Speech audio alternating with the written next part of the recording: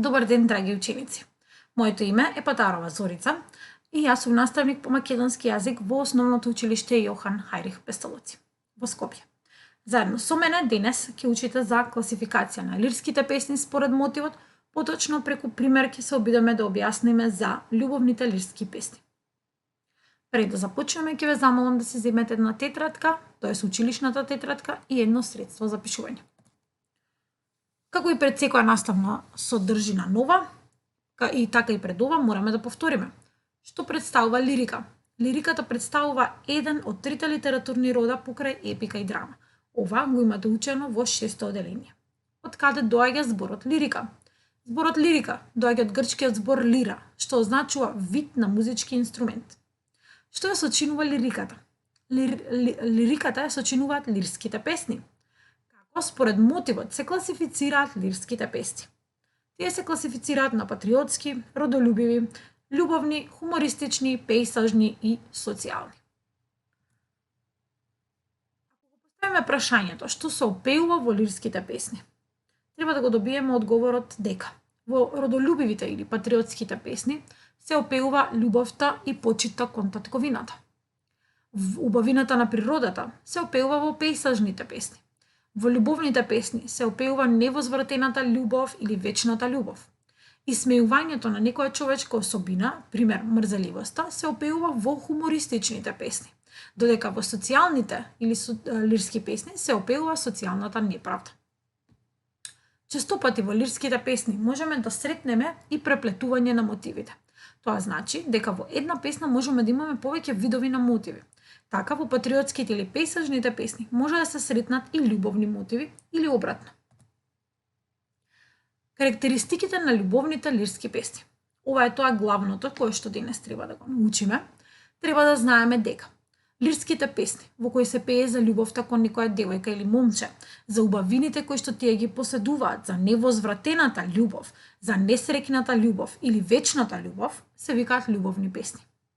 Според создавачот, љубовните песни може да бидат народни и уметнички, но најчесто тие се создадени од автор и се уметнички.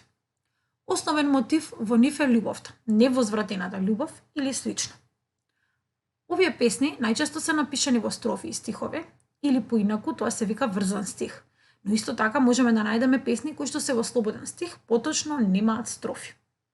Јазикот во љубовните песни е јасен, сликовит, богат со епитети, но и други стилски фигури кои што допрва вие ќе ги учите, како на пример компарација, хипербола, градација, метафора и така натаму.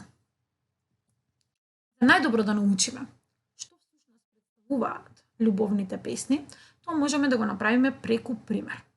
За пример ја земав песната Бисера од Константин Миладинов, поточно од зборникот на Миладиновци. Вие овде ќе си направите пауза и убаво ќе си ја прочитате песната. За почеток ќе направиме една кратка анализа, но за почеток сакам да обрнете внимание на зборчињата кои што ви се непознати.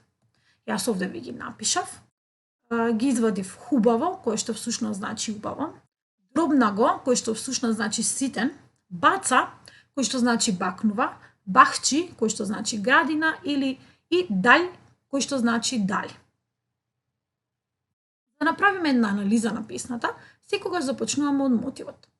Во оваа песна можеме да сватиме дека мотивот за авторот да ја напише е всушност љубовта кон девојката Бисера и нејзината убавина.